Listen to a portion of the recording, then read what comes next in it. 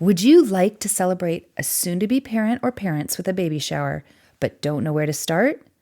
Maybe you're feeling overwhelmed by the idea and are hoping someone else will take on the challenge? If so, stay tuned as we go through an effortless process for planning a fabulous baby shower so you can host one with confidence and joy. Welcome to the Host with Confidence podcast.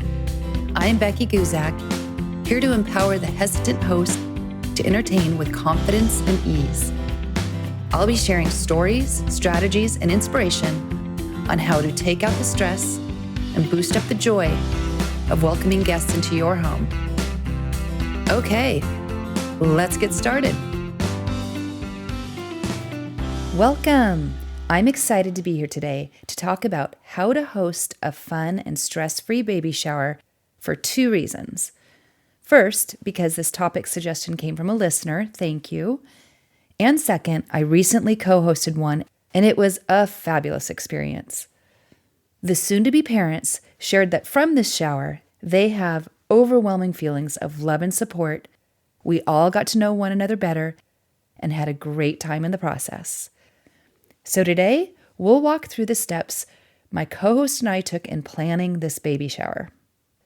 It really is just a formula that can be applied to minimize stress and maximize fun when planning any type of social event, large or small. It all started with a friend asking if I would be interested in co-hosting some type of celebration honoring mutual friends who are soon-to-be parents and are important people in both our lives.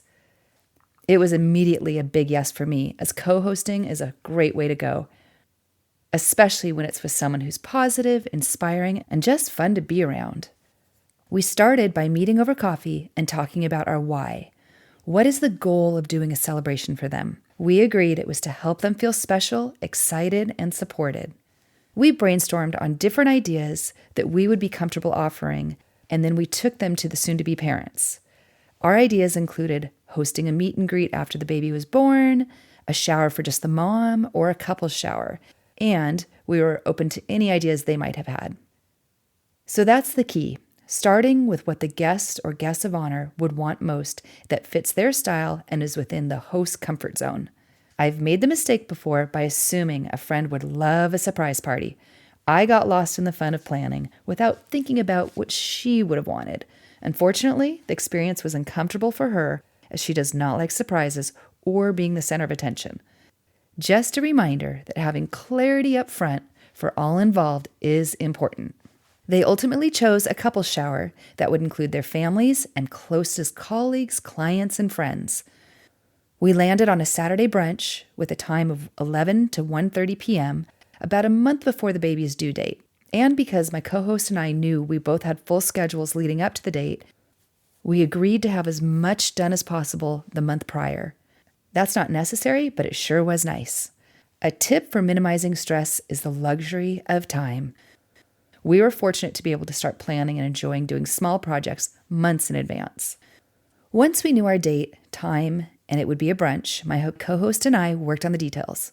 We talked through the location, budget, timeline, menu, beverages, party flavors, game ideas, decorations, and dividing up some of the projects. All we would need from the guests of honor was their guests' names and contact info. For simplicity and ease of tracking responses, we sent out an electronic invite through paperless post that included their registry. It was also helpful for guests to see who else was coming and the size of the party. When making decisions on the details, we kept going back to what would the guests of honor want most, and how do we create a welcoming and inclusive environment for all attending. It was a wonderful group of diverse guests, multi-generational from ages 2 weeks to 85, multicultural, included kids, men, women, singles, couples, parents, and non-parents. The importance of inclusivity is something we kept going back to. For example, our guests of honor love healthy food, so our menu consisted of a balance of healthy and treaty choices that would meet a wide range of dietary preferences. We set up a buffet that included quiches, both simple and ingredient heavy, pastries, fruit, yogurt, a large garden salad, grilled sausages, and roasted potatoes.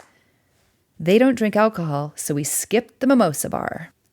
They do enjoy treats on occasion from a local bakery, so we ordered a variety of cupcakes from there for dessert. As for a game, we knew we wanted it to be inclusive, fun, and entertaining, so we handed out a trivia game about the couple when they were babies and growing up. Their moms were helpful in this and were happy to be included in the shower preparation. It brought the room together in conversation, laughter, learning, and a bit of healthy competition. For party favors, we filled glass mason jars with trail mix, a ribbon, and a personal label in honor of their love for hiking. A month before the shower, we already had our orders in for the local bakery and our plan for making all the rest. We planned on doing some of the cooking ourselves and recruited a few gracious family members to help. The trivia game, decorations, party favors, and grocery list were done. So by the time the party came around, all that was left to do on the day before was the grocery shopping, setting up the tables, decorations, and the buffet and beverage stations. The morning of, we picked up the bakery order and finished making, rewarming, and assembling the rest. At no point was it overwhelming or stressful. The whole experience was fun, joyful, and community building. To summarize the process for hosting an effortless gathering, first, know your why, your goal. Consider who's the party for and how best to match your styles and comfort levels for the guests to feel welcome and included. Consider recruiting a co-host or two. Take the time to make a thorough plan. When unsure on decisions, go back to your why. Keep things simple. Delegate or recruit. People love to help. Do things well in advance. Set up what you can the night before at the latest. Keep the day of to-do list as short as possible. So when your guests arrive, just enjoy. I hope you found this helpful and it inspires you to bring people together and host a gathering. I look forward to next week's episode, Celebrating Dads. And finally, I love hearing from you. If you have any topic suggestions, questions, or stories, please email hostwithconfidence@gmail.com. Thank you for tuning into this episode of the Host with Confidence podcast. I hope you found inspiration and valuable insights to help you along your hosting journey. Please remember that the key to hosting with confidence is all about embracing your unique style, having a plan, and enjoying the process alongside your guests. If you like this episode, please subscribe, rate, and review on your favorite platform. Your feedback and support are greatly appreciated and helps us build a stronger community.